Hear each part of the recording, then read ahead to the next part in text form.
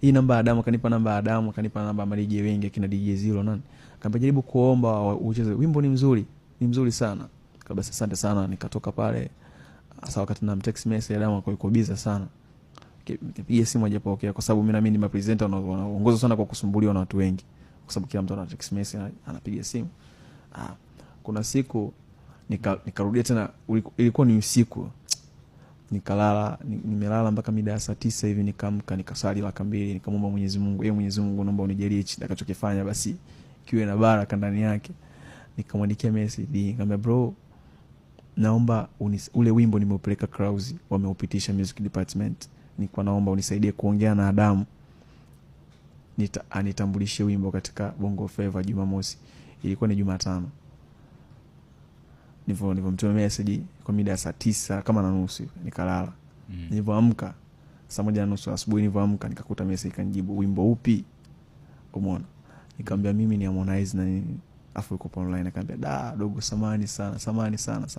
Unajua niko afu nimepoteza simu. Wakati niko mbali niko sijui situation nzima. Kumbe ndio kipindi ambacho Mama Nasibu alikuwa anaumwa, alikuwa anamuuguza Mama Nasibu, kwa alikuwa yuko India. Kwa hiyo ni mambo ya kuuguza, kwa amechanganyikiwa na vitu vingi. Umeona? Akaniambia samani sana mdogo wangu, nilikuwa nimepoteza kabisa na nimebadilisha simu. Samani sana. Akaniambia Alhamisi mimi narudi panapo majaliwa ya Mwenyezi Mungu. Kwa nikirudi nitakuita. Sawa. Basi nikawa nasiliana na meneja Momo, namtumia mawimbo nini, nikiandika nyimbo namtumia, nafanya hivi, namwambia.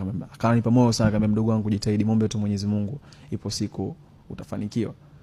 Kwa mazungumzo yakawa yanaendelea. Umeona? Kwa nia ya kunisaidia ikaanzia hapo.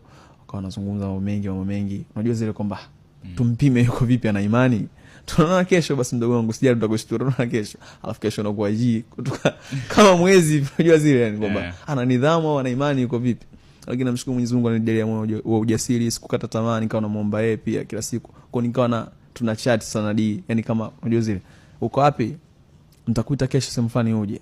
Kuna siku akaniambia unapajua Wazo? Nikamwambia napajua, hebu njoo Wazo. Nikatoka zangu Mabibo, nikapanda daladala, nimefika Wazo saa 3 usiku tena.